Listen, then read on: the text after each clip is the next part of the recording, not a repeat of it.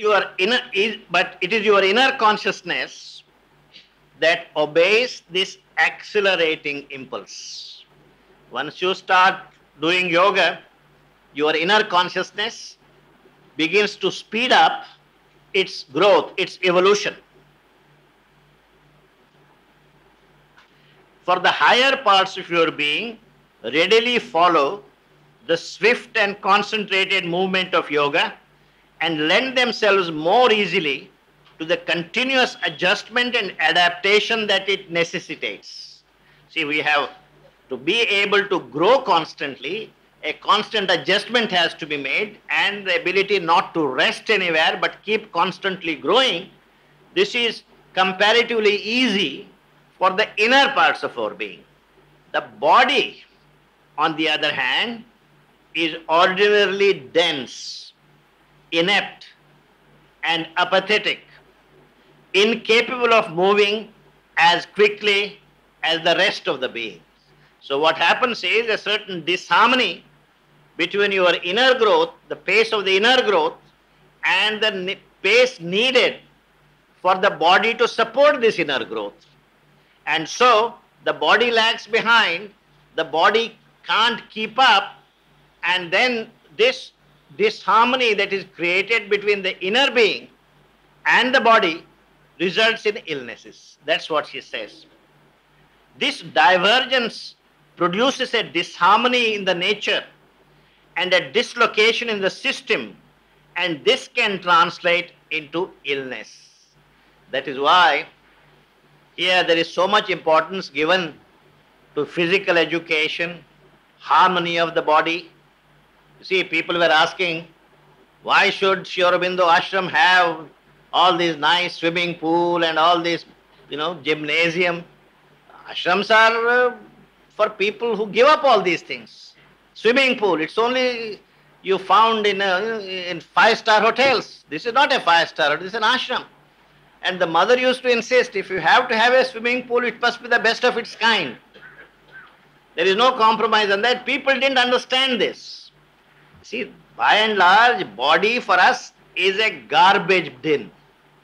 It must be, if you can't afford it, throw it, everything in that garbage bin. So body has to be ignored, neglected. How can a yogi have a nice body?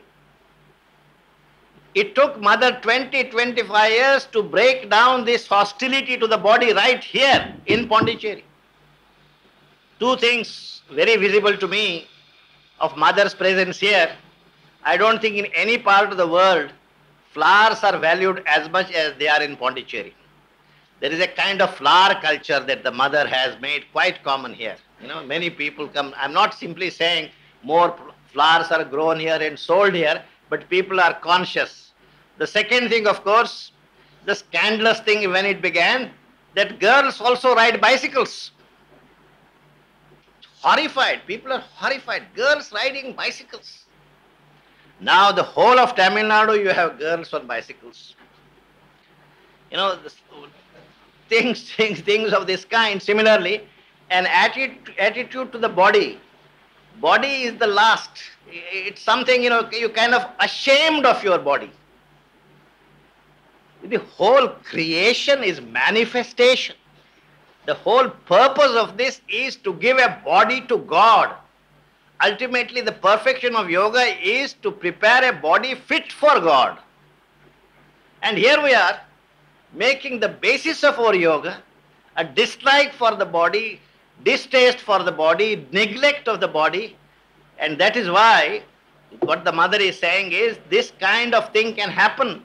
And therefore, in our yoga, right from the early days, body gets all that attention it does get. 2 hours, 3 hours, a student of mine, I met subsequently, used to be here in Pondicherry, and he came to Hyderabad, and I asked him, what is it you miss most about leaving Pondicherry? He says, afternoon physical exercises. You see, every day we used to spend about 2.5 to 3 hours.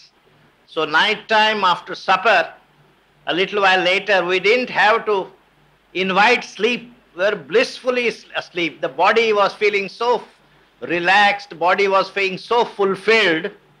Now there is no fulfillment for the body. See, the body has to have has a consciousness, it has to be cultivated, it has to be taken along. It may be dull by its nature, but it can be quickened. And if the process is not functioning, if the process is not started, then there can be a dislocation between the speed with which the inner being grows and the outer being grows, and therefore an imbalance, and therefore illness, and therefore when the body is convinced it can't support you anymore in your future growth, it says goodbye. That's what it is. So he says, this divergence produces a disharmony in the nature and a dislocation in the system, and this can translate into illness. That is why people who take up yoga frequently fall ill. That need not happen if they are on their guard. That need not happen if they are on their guard. By yoga, the inner transformation that is in slow, constant process is rendered more intense and rapid, but the pace of the outer transformation remains almost the same as in ordinary life. What is the remedy? The mother says, if the whole being could simultaneously advance in its progressive transformation, there would be no illness, there would be no death. If the whole being progressed in harmony, not just the inner being, but the outer being also matched the progress of the inner being, then there is no question of any disharmony being created between the outer being and the inner being. But it will have to be the whole being, from the highest planes down to the most material, which is by nature rigid, stationary, refractory to any remolding change. The subtler the states are, the nearer their rhythm of advance approaches that of the divine growth. The subtler you are, the subtler the part of your being, the closer it is in its growth to the divine. But the material world is rigid by nature. Their transformation is slow, very slow, almost imperceptible for the measure of time as human consciousness perceives it. So that there is a constant lack of balance between the outer and the inner movement. It is this lack of balance, this incapacity of the outer form to follow the movement of progress that has made the disintegration and change of form necessary. So change of form is called death. And since our memory has built all these associations with an earlier form, it is reluctant to give it up. But this necessity, Mother continues, is not an abiding one. This is now seems to be a necessity. The body has fallen behind for whatever reason. The body is not able to match the speed of the inner being. But this necessity is not an abiding one, nor is its nature intrinsic and irrevocable. It is not intrinsic, it is an extraneous thing. Later on you will see some biological evidence which even supports this. In fact, it is wholly fortuitous. Death is wholly fortuitous, wholly accidental. It is not inherent. It is not a necessity and can thus be very well remedied. I don't know where and how she got these ideas and how she boldly announced it. And more people, more and more scientific evidence is suggesting this. Why should we should be able to infuse into this matter sufficient consciousness so that its rhythm of growth falls in line with that of the subtler parts of the being, and it becomes plastic enough to follow the inner progress. In that eventuality, the rupture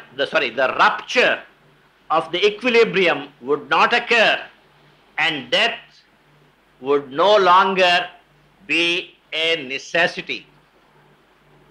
And this is so because, as Sri Aurobindo has so emphatically asserted, death has no separate existence by itself.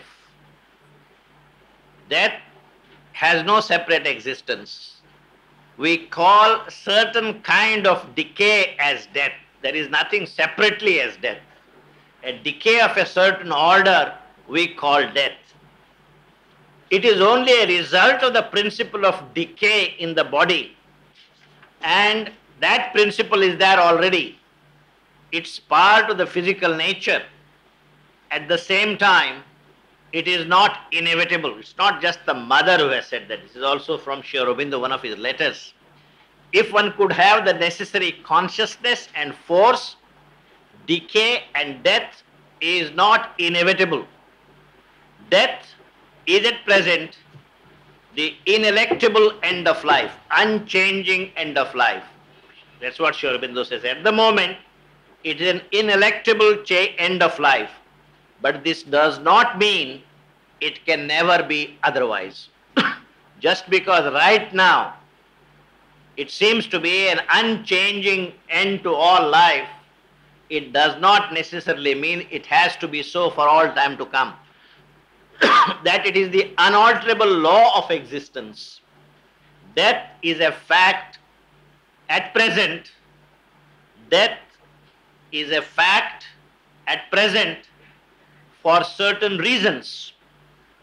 If these reasons are changed, death is not inevitable any longer. If these reasons are changed, it's not something you and I can go by just going out. A new yoga had to be developed. Mother had to give her body to this. All these things are there, but the possibility, first of all, humanity has to understand what is this that it's running away from. And once you understand it in the right way, in the right spirit, then it doesn't really matter what happens to you and me, but it's a question of the evolution, the evolutionary journey. We have to play our part in it. And our part in it is to deny that death is a necessary end of life. Even when about to die, we'll say death is not necessary part of life. If you do this, if this will is strengthened, and we understand why death comes, what are the reasons, and we take measures to eradicate these reasons. You see, God comes in our mind, we allow Him to come to our emotions, but here He stops. Here we say you can't go below this, this is your area. And therefore the body has not received the God's touch. Body has not received God's illumination. It's not body's fault. We had denied it, God's presence, God's force, and you complain there is death. Just as the mind participates in this, emotions participate in this, the body is also anxious to participate in this. And for the first time, this has been very clearly articulated by Sri Aurobindo and the mother. Sri Aurobindo and the mother encourage disciples to translate this into their lives. Now, the mother herself said, encouraged her disciples that the supramental has descended. You have more help.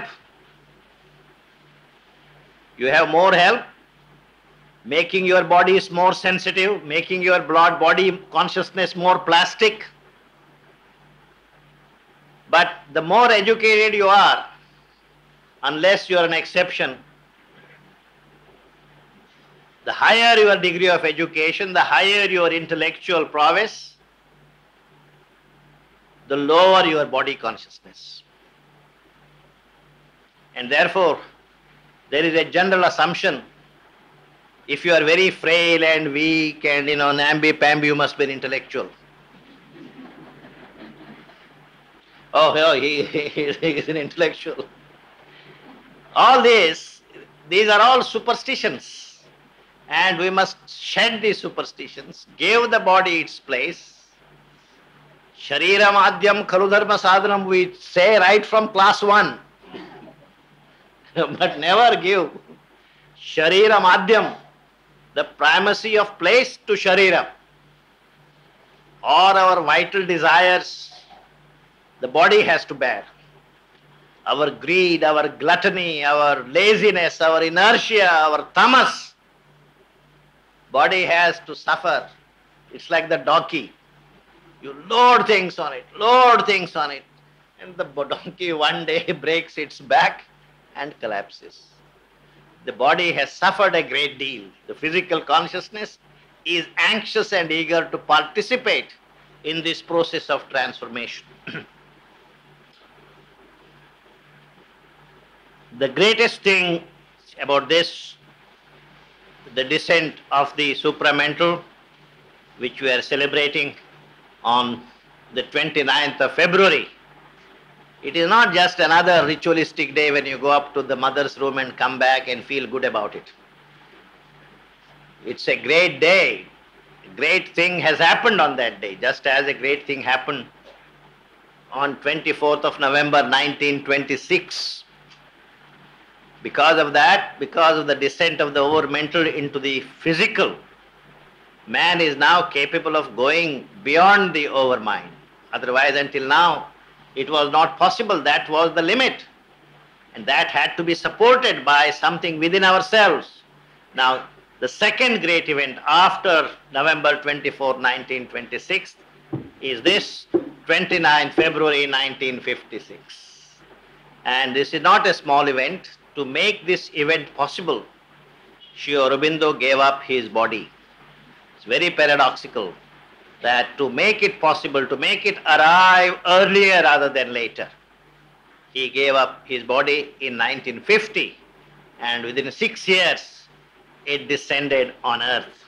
So she says, the greatest thing that can ever be, the most marvelous thing since the beginning of creation, can you understand what it means? Most marvelous thing since the beginning of creation, the miracle has happened. The mother to say the miracle has happened. And that's the only thing that concerns us most intimately. Forget about all the corruption and gundagardi, etc., etc. We only worried about those things. Remember this, that the great things promised have happened. What Sri Aurobindo, the mother, wanted to bring down have happened. And that's the only thing that concerns us most intimately, and the only thing that we should be concerned with. A new world, yes, a completely new world is born here and is here. That's what the mother said about the descent of the supramental, the 29th of February. And we are this time celebrating the anniversary of that. Now, there is, I am not a biologist, I am not a scientist, I am not anything, so I have an advantage of a dilettante. I can dip into this and dip into that. I don't have to be very precise and very correct and very exact and so on. So this is the advantage. I have collected some evidence, biological evidence, primarily from Jugal Das' book, Jugal Kishore Mukherjee. He has a book. From that book, I have collected this little evidence, which is very impressive. I will just read out to you biological evidence to suggest that death evolved at a later stage in the evolutionary journey of life. And death, immortality, is natural to the cells of the body and not death. But certain circumstances made death come, and if we can avoid those circumstances, overcome those circumstances, then death may not be necessary. And so I will read out primarily from his evidence that he has collected. There is a mass of scientific evidence which suggests that natural death is not to be regarded as an intrinsic necessity. As a matter of fact, and Jugalda quotes from Encyclopedia Britannica, etc., which is sufficiently standard to convince all professors of Indian universities that it is genuinely scientific material. He generally quotes from these sources, and he says, one of the quotations, neither senescence, that is getting old, etc., nor natural death is a necessary, inevitable consequence or attribute of life. Getting old and losing your vitality, aging, and death.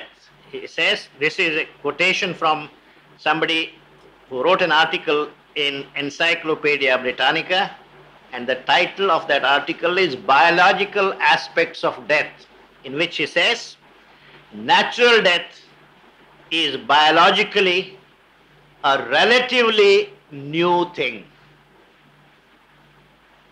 You get it? Natural death is biologically a relatively new thing, which made its appearance only after the living organism had advanced a long way on the path of evolution. So death didn't come with life. Life came first. Death came much later. We can resolutely affirm, he has quoted from Russian writers as well as from American and British, this is from a Russian writer, we can resolutely affirm that in the actual terrestrial conditions of life, the immortality of the cell is an indubitable fact. This is a biologist talking about. The cells of the body are immortal. That's what he says.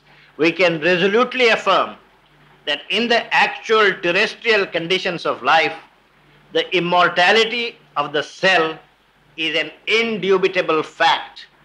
And what characterizes most a living organism, please listen to this.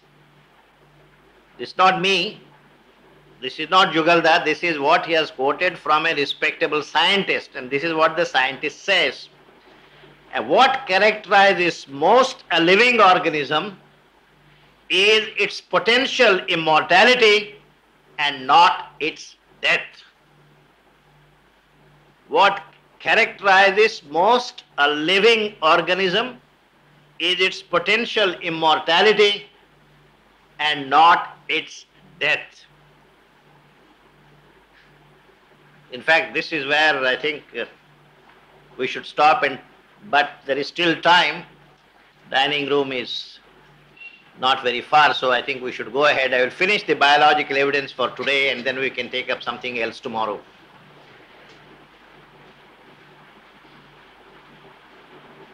The evidence collected by biology, Jugalda says in his book, is too massive for us to deal with here. In brief, it is as follows. All living organisms, plant or animal, are built up of cells. Everything is made up of cells. Of a single cell, which is called protozoan, or a group of cells, which is called metazoan. Protozoan, metazoan. If you are protozoan, it means made of one cell. If it is metazoan, it means a cluster of cells. The doctrine of the immortality of protozoa, that is single cells, the doctrine of the immortality of the protozoa was already well established by German and Russian biologists by the end of the second decade of the 20th century. This is after what Sri Aurobindo has written about these things. Biology came to that conclusion the end of the second decade of the 20th century. This does not mean that these protozoa possess a charmed life exempt from all destruction and death. They are in fact being killed by vicissitudes of all kinds, such as accidents, lack of sufficient nutrition, variability of atmospheric conditions, and above all by their natural enemies. But at the same time, this too is a biological truth, that some of these unicellular organisms are totally exempt from natural death. Unicellular organisms are totally exempt from natural death and possess to a fantastic degree the creative energy of self-multiplication. If you have any head for numbers, figures, I don't, I'll just read out. So much so that Woodruff, XYZ, I don't know who this Woodruff is, has calculated that a single cell would give in 7 years 4,473 generations, comprising 2 raised to the power of 3,340 cells, which in all the eventuality of all of them remaining alive would have a total protoplasmic mass whose volume would exceed that of our planet more than 10,000 times. One single cell. Aren't we glad cells are dying? If one single cell could multiply itself and become 10 times the mass of this earth, where will you and I be? What then, this is about unicellular, what then about sexually differentiated multicellular organisms? Here we encounter 2 types of cells. Germ cells, which carry the continuity of the line of the species,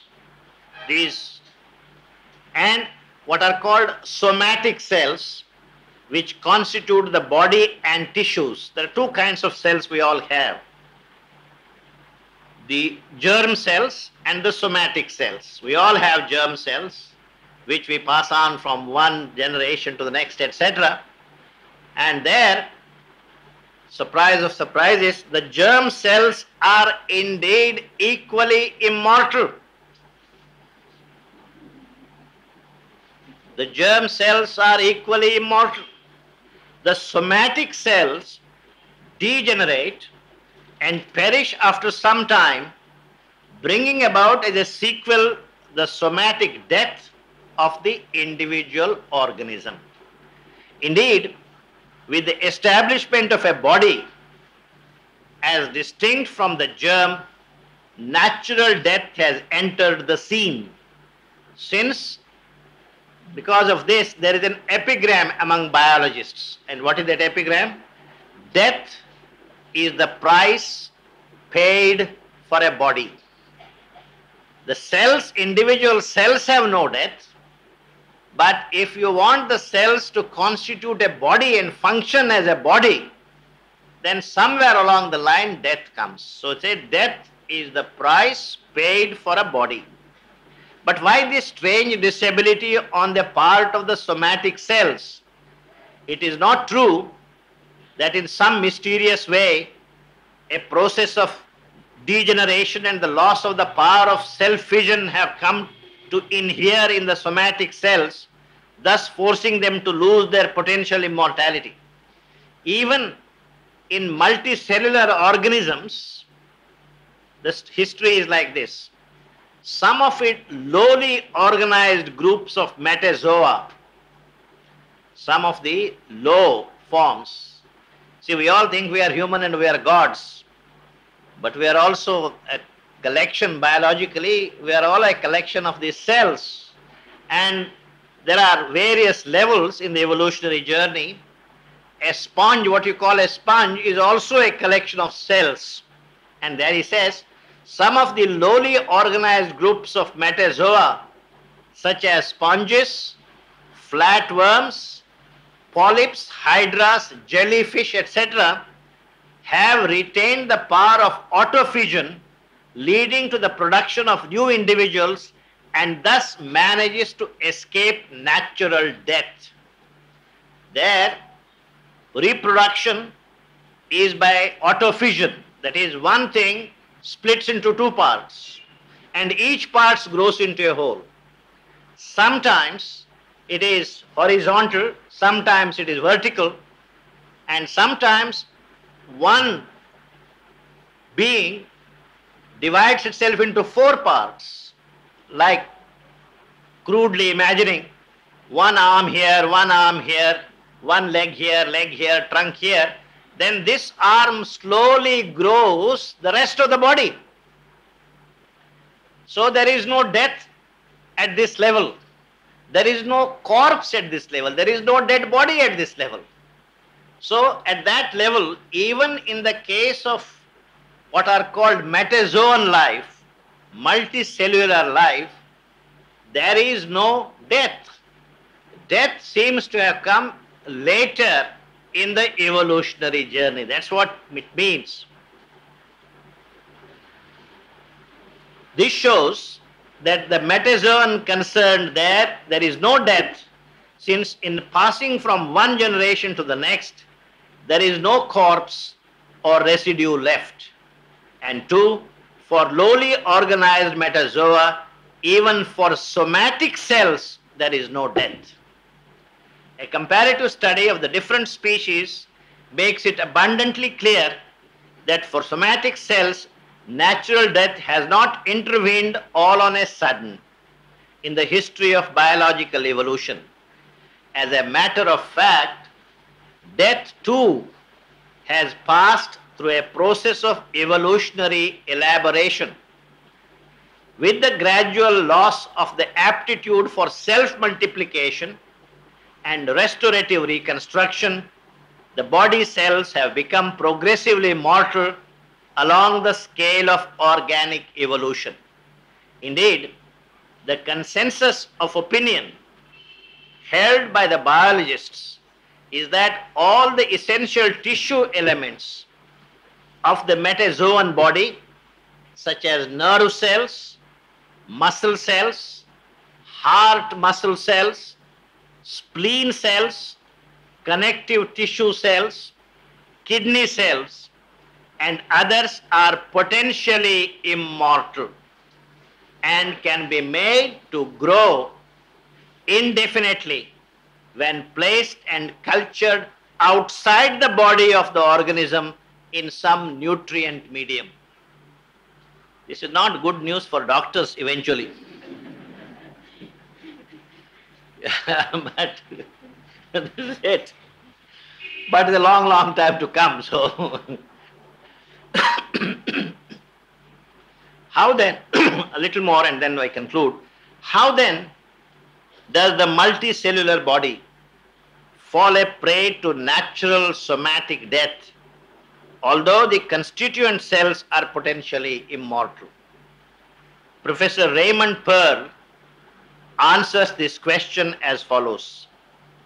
It is the differentiation and specialization of function of the mutually dependent aggregates of cells and tissues which constitute the metazoan body that brings about death. In other words, there is mutual dependence on one cluster of cells, another cluster of cells. For blood to be what it is, the heart has to contribute, the kidney has to contribute, the other part has to contribute, and in this relationship, something can go wrong. But if you can manage this very well, if the body can be managed very well, and all this can be controlled very well, then death to that extent becomes a stranger. So death has come not because of the nature of the cells, but in the functioning of the body. The cells have to be mutually dependent for their function. And it is this relationship of dependency that can go wrong somewhere, and that is how death has come. That's what he says. That brings about death, and not in any inherent and inevitable mortal process in the individual cells themselves. When cells show characteristic senescent changes, it is perhaps because they are reflecting in their morphology and physiology a consequence of their mutually dependent association in the body as a whole, and not any necessary regressive process inherent in themselves. In other words, in the light of present knowledge, we can assert that individual cells never grow old. They are potentially young and potentially immortal. And natural death suffered by somatic cells is by no means an intrinsic necessity, but rather a fortuitous circumstance. As a matter of fact, this is from Raymond Pearl, as a matter of fact, what most characterizes a living organism is its immortality and not its death. Sri Aurobindo and the mother never claimed to be great scientists. They said, we are looking at this spiritual light. This is all biology, the most modern of sciences, and this seems to be their conclusion. So some happy thoughts while having lunch, I suppose. We have been celebrating the 12th anniversary of what the mother called the Golden Day, 29 February 1956. Each leap year, we observe the anniversary of that day. Now, friends have suggested I should say a few words very briefly about this Golden Day. What is it we are celebrating, and why are we celebrating it? Now, a great deal has been written about it, and there is a great deal of speculation about it. So I don't want to go on and on, but try to say in mother's own words the essential things that we need to know about this Golden Day. Now, it so happens that I was asked only yesterday by somebody to give a brief write-up to be sent to a center overseas on this day, on this particular event. So I have prepared that write-up, so before it goes overseas, it can be locally used. So I will read that and then raise one or two questions about this. Many people have asked questions like, if the supramental has descended, why don't we see it? And again, why is it there is more corruption, this, that, and the other? So I don't want to go into all these because some of these are left. Some of these questions cannot be answered to the full satisfaction of one's reason. That's God's way. And therefore, whatever can be said about it safely, I will say that once again, not in my words, but in the words of Sri Aurobindo and the mother. Has it started operating? And the second question is, how long will it take? Is this only a promise that will be realized sometime in future? Or are we going to see a bit of that action ourselves in our own lives? These are some of the questions people keep asking. So I will read out from Sri Aurobindo's writings and the mother's writings, whatever they have said about it. And what is it that they expect us to do if we want to participate and benefit from the descent of the supramental. That also the program Sri Aurobindo has given. So we'll just touch upon these 2-3 points after reading out this little handout I have prepared to be sent to this overseas center. The supramental manifestation, February the 29th, 1956. On February 29, 1956, the greatest event in the history of this world of ours took place. There is, if you really look at the significance, there is no doubt that this is not an exaggeration. This is a statement of fact. The greatest event in the history of this world of ours took place. The gates of the supramental were thrown open, and the supramental consciousness, light and force began to flood the earth, and the mother called this day the golden day. In the evening of that day, the mother was at the ashram playground, and most of the ashram inmates had also assembled there for meditation. And the descent of the supramental consciousness upon earth happened during that meditation. The mother wrote about this event soon after and informed the ashram inmates and her devotees and disciples the world over about it. She wrote, and I quote, "This evening, the divine presence, concrete and material, was there present amongst you. I had a form of living gold bigger than the universe, and I was facing a huge and massive golden door which separated the world from the divine.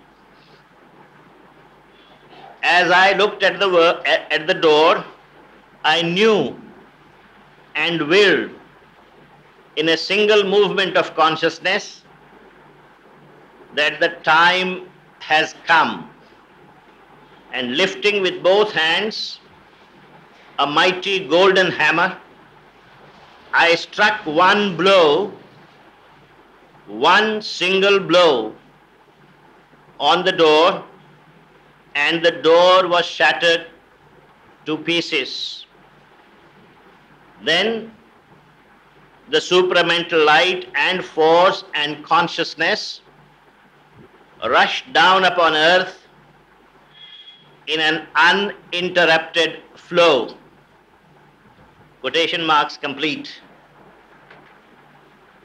The significance of this great event is that the great aim was accomplished for which Sri Aurobindo and the mother had labored for decades, and for which Sri Aurobindo had even sacrificed his body 6 years earlier. A new world, a completely new world was born on that day and has been here on earth ever since. A new evolution, the evolution of a divine species, could now begin and has in fact begun. Conditions are more propitious than ever before for the human body to grow in suppleness and plasticity so that it can keep pace with the soul in its progress, and thus gradually rid itself of the process which is now responsible for its decay and death.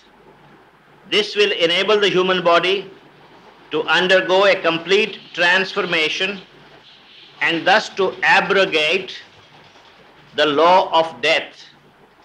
Our earthly life will then flower into the immortal life divine. In a message given on the 29th of March 1956, 1 month later, the mother announced, "Lord, thou hast willed, and I execute. A new light breaks upon the earth, a new world is born, the things that were promised are fulfilled.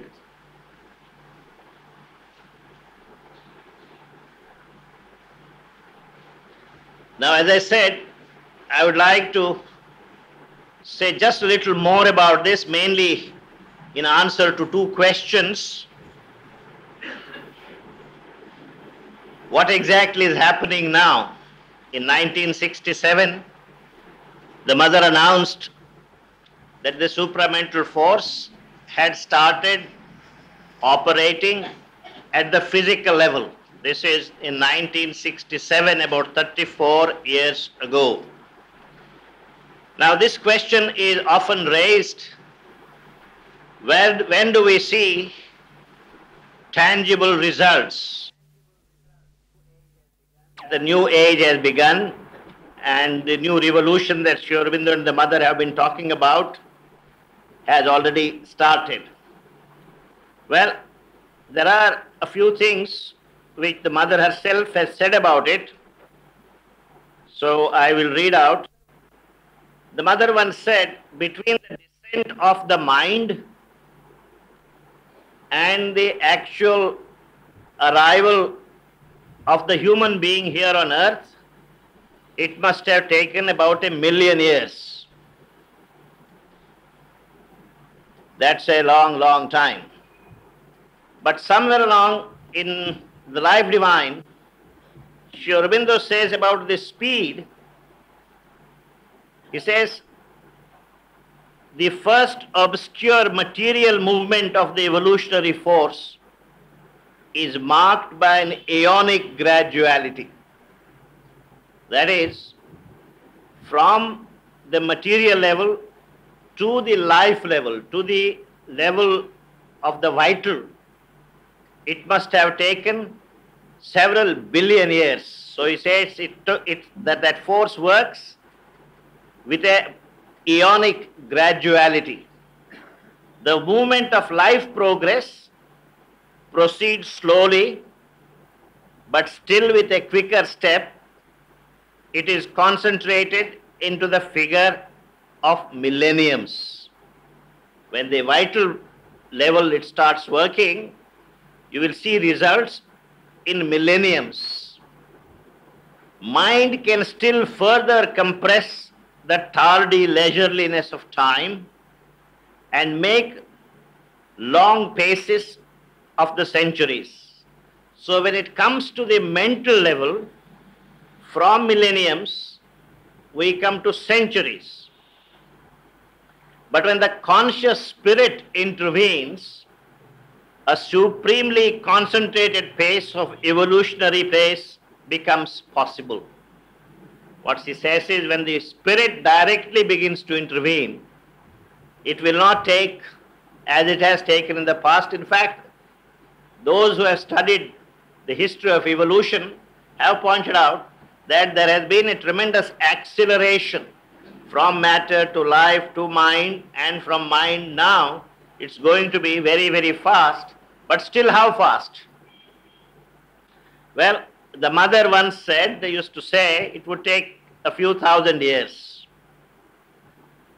I don't think anybody is here then would feel that it's something that you and I will participate in. But then, that was long before the mother began the yoga of the body. And in her 80s and 90s, the mother, you can see from records, agenda, etc., virtually went through hell. It's a tremendous yoga which nature left to itself would have taken several thousand years. What it primarily meant was to change the structure of the cells of the human body such that they become able to carry the new force. Left to itself, nature does it, but nature's way is it take, as she said, several thousand years. But the mother had come precisely for this work, so she offered her body. It became the living laboratory And she did this work for several years, and it looks now that she took away the work of several, at least 3,000-4,000 years already. A small part is left, and that part I will read out. It is left for the appearance of the supramental race, for the supramental individuals to appear. I don't think there is any more time left. The mother has said, subsequently Nalnida also has confirmed this, that the process has already begun. The only thing is, these things do not go around publishing in newspaper headlines. These victories are not announced by great fanfare. This is a quiet growth. This growth has already started, is already begun. I don't want to give you instances and say, look, because this has happened, the Iron Curtain disintegrated, this happened, that happened. I don't want to say any of these things. It is for each one of us to feel within ourselves. So the answer to the question, how long it will take, is that it will take as long as you do not wake up. If you wake up, it's now. If you do not wake up, it will take endless years. There is a statement to this effect by the mother. I hope for your sake and my sake, I'll find it. Okay.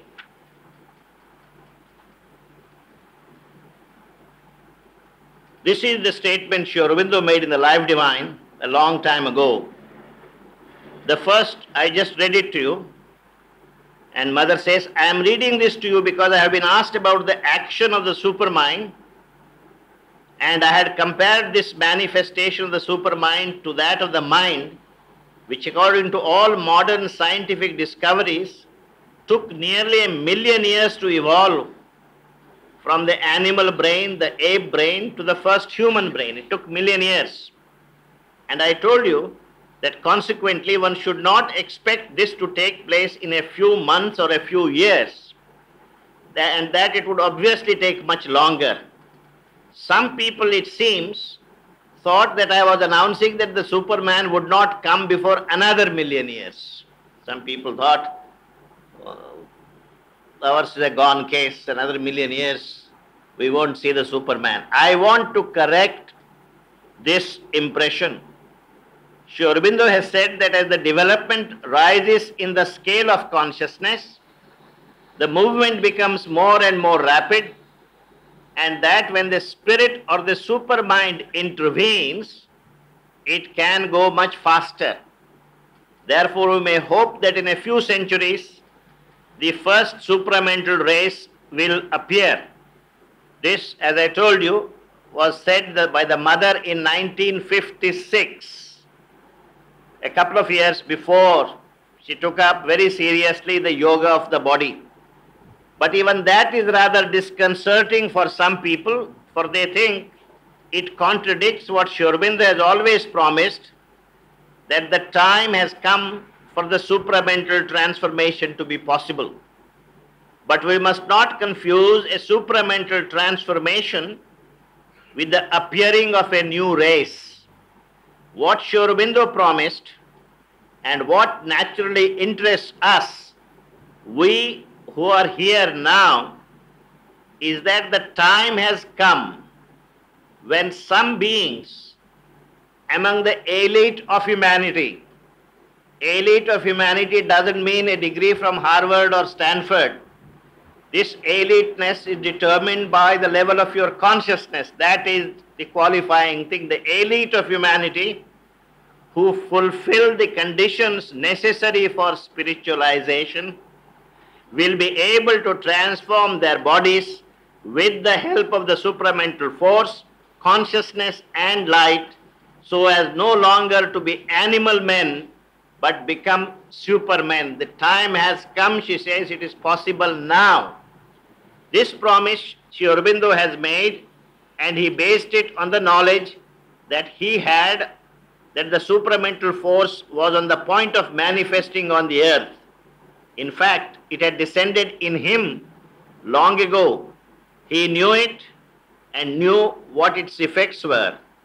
And now that it has manifested universally, I could say, generally, the certainty of the possibility of transformation is of course still greater.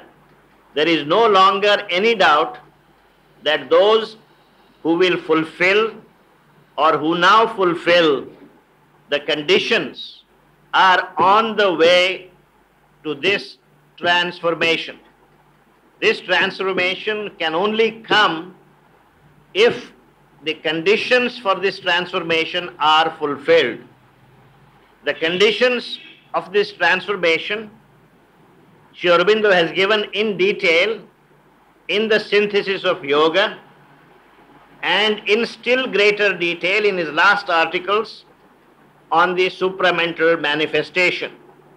This is the last book he wrote, the supramental manifestation upon earth. Now, if someone wants to ask me a question on the subjects, etc., I will just read out what Sri Aurobindo said in the synthesis of yoga about the three conditions necessary before you can make an application to the supramental consciousness that you would like to be a candidate. What are these three conditions? This is on synthesis of yoga, and the mother probably read this at that time. It is then by a transformation of life in its very principle, not by an external manipulation of its phenomena, that the integral yoga proposes to change it from a troubled and ignorant into a luminous and harmonious movement of nature. There are three conditions which are indispensable for the achievement of this central inner revolution and a new formation. And these conditions are not very, very new. We all know them. The only problem is accepting these conditions and live our life accordingly. And what are these conditions? None of them is altogether sufficient in itself, but by their united threefold power, the uplifting can be done, the conversion made, and completely made. For first, life as it is a movement of desire, and it has built in us as its center a desire soul, which refers to itself all the motion of life and puts in them its own troubled hue and pain of an ignorant, half-lit, baffled endeavor. For a divine living, desire must be abolished and replaced by a purer and firmer motive power, the tormented soul of desire dissolved, and in its stead there must emerge the calm, strength, happiness of a true vital being now concealed within us. Next, life as it is driven or led partly by the impulse of the life force, partly by a mind which is mostly a servant and abettor of the ignorant life impulse, but in part also its uneasy and not too luminous or competent guide and mentor. For a divine life, the mind and the life impulse must cease to be anything but instruments, and the inmost psychic being must take their place as the leader on the path and the indicator of a divine guidance. Last, life as it is turned towards the satisfaction of the separative ego. Ego must disappear and be replaced by the true spiritual person, the central being. The life itself must be turned towards the fulfillment of the divine in terrestrial existence. It must feel a divine force awaking within it and become an obedient instrumentation of its purpose. I think I shouldn't go on and on. This should be enough to indicate to us that these are the conditions. If we fulfill these conditions, to the measure in which we fulfill these conditions, the help will be there, the response will be there, and it is for nothing that Sri Aurobindo and the mother came down to earth and joined and together and performed this tapasya here for several years, several decades. In the past, one avatar came at a time. This time, notice both had to descend at the same time because the work to be accomplished was particularly difficult. And they came and they did what had to be done. The gates have been thrown open. The conditions, the work that needs to be done has already been given to us. And as I said, the supramental race may take some time, but the supramental transformation can take place right away in individuals who are ready for it. On 24th November 1926, the descent of the overmental to the physical consciousness, and subsequently, after nearly 30 years, the descent of the supramental consciousness to the physical consciousness, the earth consciousness, have completed all the preparation that was needed for this breakthrough. The breakthrough has been achieved. Sri Aurobindo and the mother gave all the tapasya for this breakthrough, and that's the reason why 24th November 1926 is still celebrated in the ashram as the Siddhi Day, and this was the perfect final Siddhi of Sri Aurobindo's yoga, and that's why the mother called this the Golden Day, 29th February 1956, and we are now celebrating the 12th anniversary of this Golden Day. I think before I say anything about this at all or go back to Savitri, we'll have a brief meditation for about 5 minutes. A couple of more points we need to develop in our study of the problem of death and immortality, which we started a couple of days ago, but probably we'll take it up when we come back on the 1st. There is this assertion that Sri Aurobindo has made that death really has no existence. Death is a process of life. Now this seems to be very paradoxical, but we need to look at it, try to understand what he means by it, but I don't think we'll have the time to do that today, because our primary concern is to look at Canto 1, Book 9, which we left yesterday at page 573.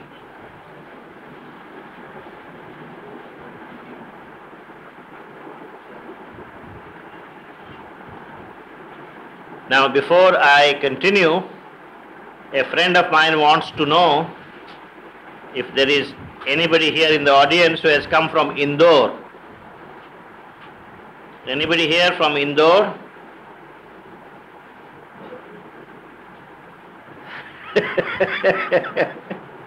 No, he doesn't want you. Somebody is going to Indore, not just from Indore. Going back to Indore, he wants to send some books to the center there. Nobody from Indore? Page 573, we are at the beginning of the second section of that canto, Book 9, Canto 1.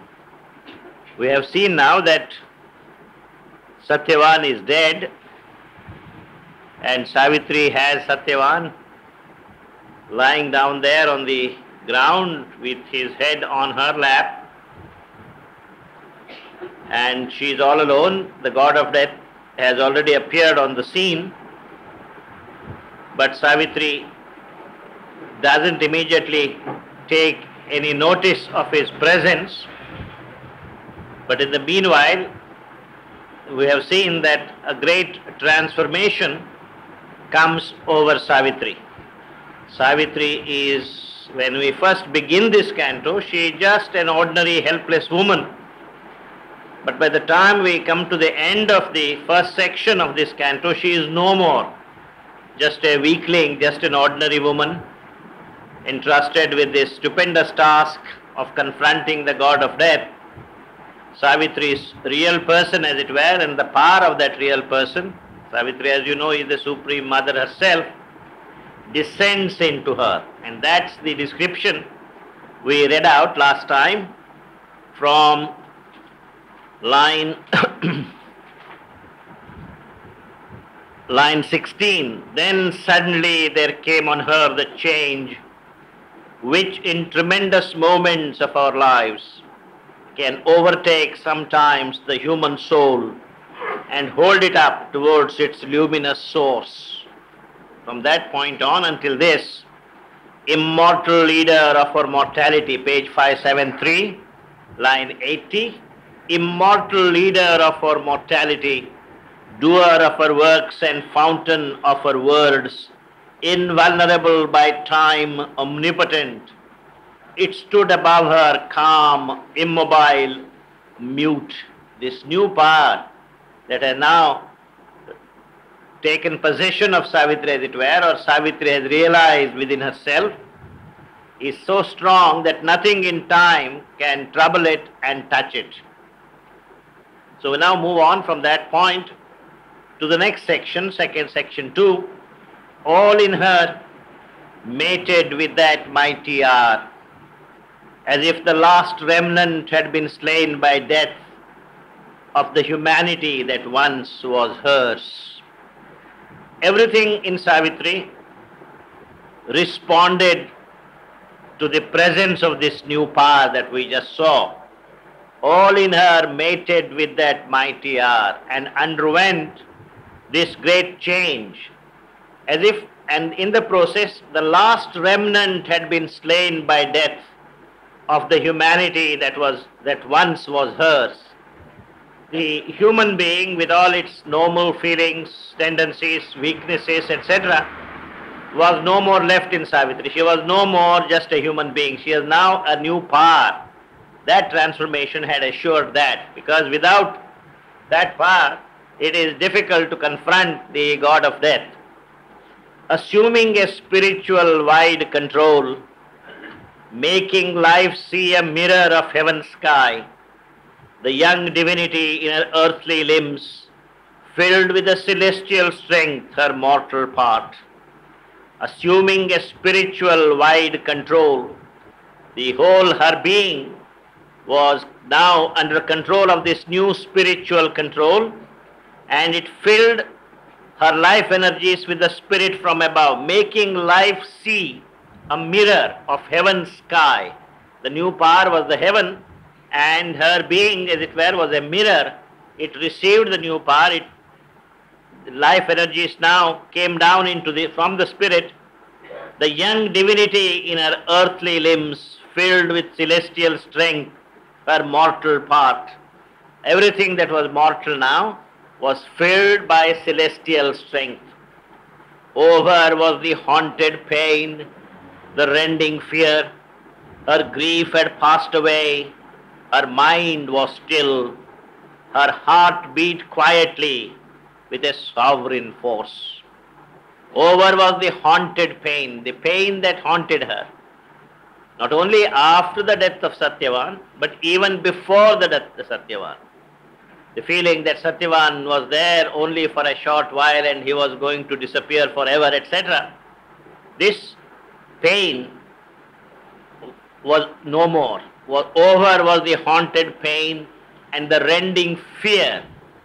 As I read out to you the line from the mother, he who fears death has already been conquered by death.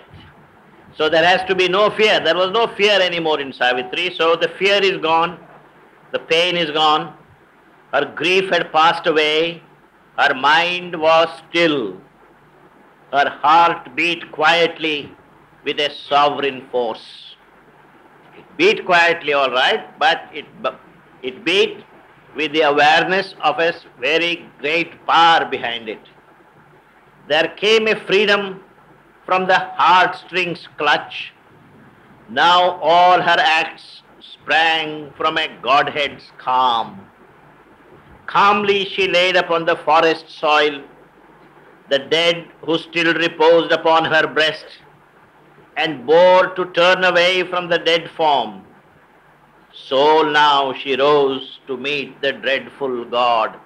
All the time, Satyavan's head was still on her lap, and she had, clutched it very close to her heart. Now, that attachment to the body, that heartstrings clutch was no more. There came a freedom from the heartstrings clutch. Now all her acts sprang from a Godhead's calm. Everything that he did from now on, this action, every action of hers, as it were, came from a calm. The calm that now became her normal state because of the Godhead that had now possessed her, that she had become. Now all her acts sprang from a Godhead's calm. Calmly she laid upon the forest soil the dead who still reposed upon her breast. Slowly she moves Satyavan's head away from her and puts it on the ground. Calmly she is laid upon the forest soil, on the soil of the forest, the dead who still reposed upon her breast, and bore to turn away from the dead form. And Bore had now the courage to turn her face away from this dead body. Soul now she rose to meet the dreadful God, alone and all by herself. Soul now she rose to meet the dreadful God. So she has now the confidence. She is now prepared to face this dread God, dreadful God, God of death, Yama. That mightier spirit turned its mastering gaze on life and things, inheritor of a work left to it unfinished from her halting past, when yet the mind a passionate learner toiled, and ill-shaped instruments were crudely moved. Sri Aurobindo doesn't want you to forget that this is not just one woman's private tragedy. The private tragedy of Savitri's life is a symbol of the tragedy that has haunted human life ever since life began here on earth. And Savitri had come here, she had a work to do, but this work could not have been done without the new power that now she has acquired. With the power of the mind, this work cannot be done. So it says, that mightier spirit turned its mastering gaze on life and things. The new spirit that had now come over Savitri looked upon life all around her calmly and quietly, and because she was the inheritor of a work left to it unfinished from her halting past. This Savitri had inherited an incomplete job. Incomplete job is the complete manifestation of the divine. The divine has been manifesting here. It's not as if this world is bereft of divine. But divine has conquered certain territories, certain regions, but not all. But the ultimate triumph over death is not, as I have been explaining to you, is not just a matter of being attached to a body. Body is not important. It's a symbol of the spirit's triumph over matter. The spirit's, God's triumph, as it were, over every detail of matter. This consciousness that has been gradually manifesting here, it has done already wonders. There are more wonders to achieve. And the final wonder would be when the body that is formed will be in a position to cast itself when it chooses and not when it is forced to. Now what has happened is, death doesn't ask us. Death comes and overtakes us, and we are kind of submerged in a phase of inconscient, we don't know where we go. We don't want this to happen. We want that we grow, continue to grow consciously from one body into another body. That's the kind of mastery. Now, for that mastery to come, we have to conquer matter. Matter has to surrender itself completely for this transformation. So that is the job left unfinished. But this job could not have been finished until now, because the power needed to do it wasn't there. And that is why all the saints we had, all the other people who came around and who wanted to help man, etc., concluded that this is a job that cannot be done, because there was no power and nobody had discovered that power. With the power of the mind, with the power, other kinds of things that you have, life basically cannot be changed. And therefore, in their wisdom, it is not as if they were not, they just didn't realize. They did realize that it's a difficult thing, it's an impossible thing to transform life. And that's why they said, look, you have your innings. When you are fed up, ultimately you turn within, turn to the kingdom of God within you and grow there. And you find there permanent peace, permanent bliss. This world, this body that you have cannot be transformed because man still doesn't have the power and the capacity. It is Sri Aurobindo for the first time said, no, I will not accept this fact that God's work will be forever left incomplete. God must have a plan to bring perfection in all its details. And that's why the yoga, that's why all this sadhana. And so, Savitri is now the inheritor of this legacy, and she says, when yet the mind a passionate learner foiled, and ill-shaped instruments were crudely moved. Until now, the instruments were crude, the instruments were not good enough for the task that Savitri has now undertaken. Transcended now was the poor human rule. A sovereign power was there, a godlike will. Now Savitri represents a sovereign power and a godlike will. A moment yet, she lingered motionless. You see, Sri Aurobindo never forgets the human being in Savitri.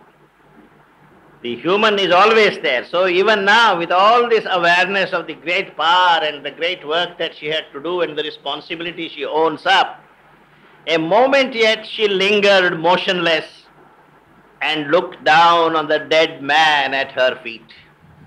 She takes one last look at the body of Satyavan lying there on the ground. A moment yet she lingered motionless and looked down on the dead man at her feet. And how he describes it, then like a tree recovering from a wind, she raised her noble head, fronting her gaze. Something stood there, unearthly, somber, grand, a limitless denial of all beings that wore the terror and wonder of a shape. When he wants it, he can crowd the whole world into 4 lines. Otherwise, he can amble along leisurely for pages and pages. Now he says, just for a minute, Savitri looked at that body and he compares that to a tree caught up in a gale. When the tree is swaying here and there, and suddenly the tree has decided, no, I won't give in to this storm, and steadied itself. So that's what is described. Then like a tree recovering from a wind, she raised her noble head, fronting her gaze. She looked directly into the face of death, God of death. What does she see? Something stood there, unearthly, somber, grand, a limitless denial of all being. The word used in Vyasa is antaka, the one who denies everything. Antaka is one who ends everything. That's the appropriate Sanskrit word for it. And Sri Aurobindo transcribes it, translates it to English. The limitless denial of all being. Death really stands for this denial. There is this affirmation and denial. There is this what is called astikya. You see, all this is You build on this word, there is this creation has to flourish, this creation has to be taken to perfection. That's what it means to believe in God. To believe in that simply means, no, we don't want this can be here at the most for a short while, ultimately this is just an illusion, this is just a shadow play, we won't have nothing of this. That's the denial.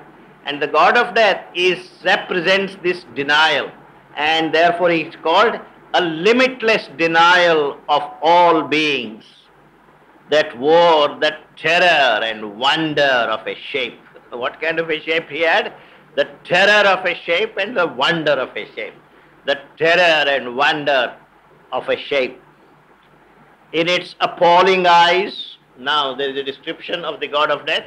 In its appalling eyes, the tenebrous form bore the deep pity of destroying gods. In this appalling eyes, the eyes were appalling, fierce. The dark form, the tenebrous form, bore the deep pity of destroying gods.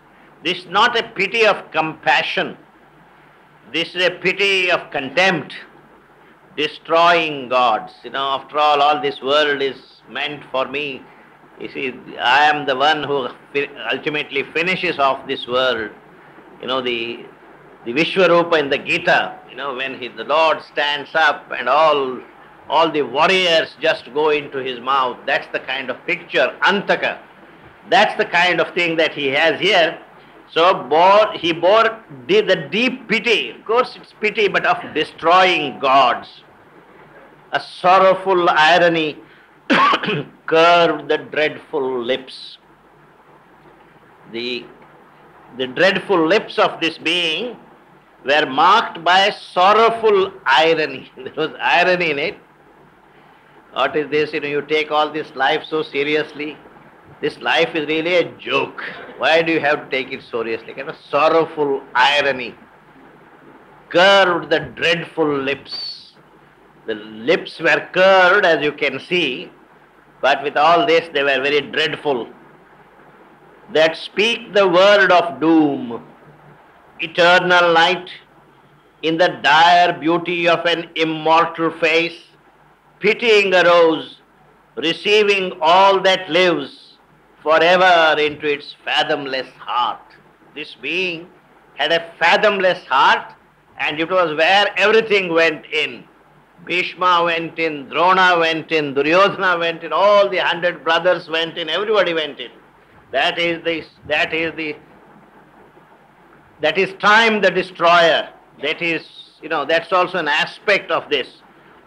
It's a refuge of creatures from their anguish and world pain. The world is full of suffering and anguish and pain, and so the God of death promises, I will give you relief. I will give you relief in my stomach, where you will rest forever and ever in the inconscient. That is the memory, that is the picture that Sri Aurobindo is creating here. In its appalling eyes, the tenebrous form bore the deep pity of destroying gods. A sorrowful irony curved the dreadful lips that speak the word of doom. Eternal night in the dire beauty of an immortal face.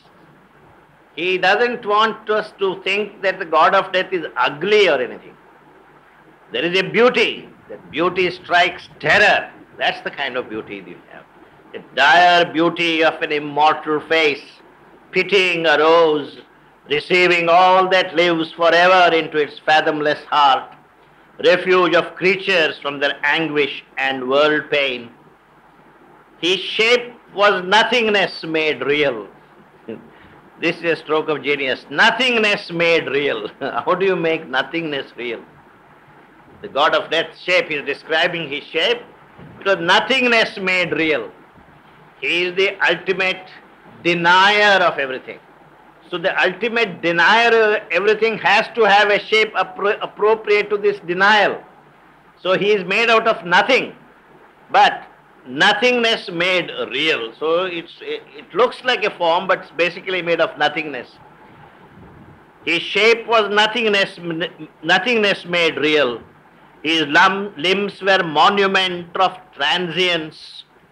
His limbs were monuments of transience, because ultimately it's death which says everything in this world is transient, everything is passing. So he has also made up of limbs which are transient, and beneath brows of unwearying calm. His eyebrows have unwearying calm, large, god-like lids. The eyelids were large, god-like lids, silent. What did the eyes look at? Silent, beheld the writhing serpent life. The god of death looks at life. The life is like a writhing serpent. Anything that the god of death looks at, terrorized, and it becomes like a writhing serpent. That kind of a terror, the eyes, the look of this god of death contains. So he describes it. His shape was nothingness made real. Now, I've always wondered, if 5 artists were asked to paint after reading Savitri, give us a painting of Savitri. It's very strange that Sri Aurobindo has described Savitri in considerable detail. And also, it is a description, it looks as if it's the outside of Savitri is describing. But he is not. It is very difficult for us to say what Savitri was. Did she have long hair or short hair? How tall was she? What was her nose like? It's very difficult. Now, if you take this god of death and you want to paint this god of death, how will you paint him when the shape was nothingness made real? So there is plenty of scope for people's imagination. See, this is the art that is totally alien to modern poetry. What the modern poetry tries to do is, modern poetry tries to describe a reality, the external reality, in terms of internal associations. But Sri Aurobindo does exactly the opposite. His interest is not, he wants to describe anything outer. He wants to describe everything internal, inward. But his description is always in terms of the external reality. For example, when he describes the dawn is at the very beginning of Savitri, in the very first canto, first book. It is the dawn of a particular day. So he has to describe the physical details of that dawn. But he describes the physical details of the dawn in such a way that all the time you are reminded of inner dawns and not outer dawn. In fact, the whole thing is like this. The art of Savitri is like this. He is going to tell you the story of Savitri, but in trying to tell you the story, external story of Savitri, he is telling the inner symbolization of the story. The inner is what interests him. But his mode of expression looks as if he is talking in terms of the outer details. Exactly the same way.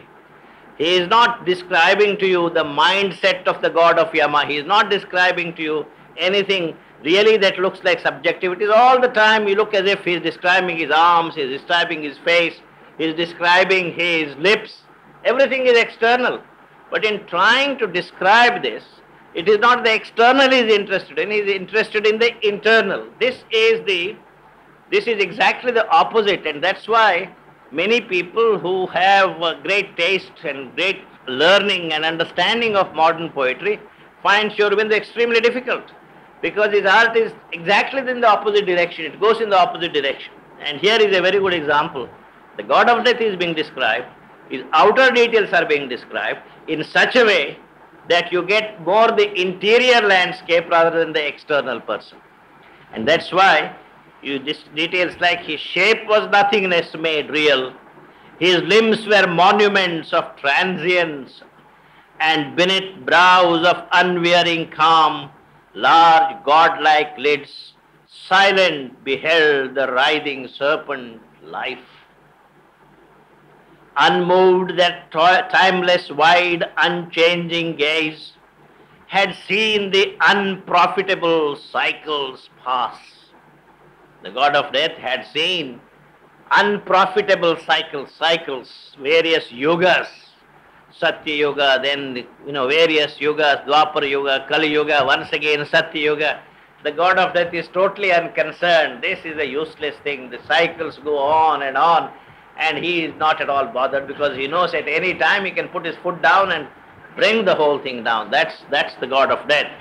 Unmoved with that timeless, wide, unchanging gaze, had seen the unprofitable cycles pass, survived the passing of unnumbered stars. He has seen several suns disappear, disintegrate, several stars disintegrate, several universes disintegrate. The pralaya, one creation comes, goes into pralaya, another comes, another goes into pralaya. He has seen many of these. The mother somewhere says that this is the 7th creation. 6 times the creation has come, but couldn't go beyond a particular point. But this time he assured us, please don't panic. This time we are going to make it.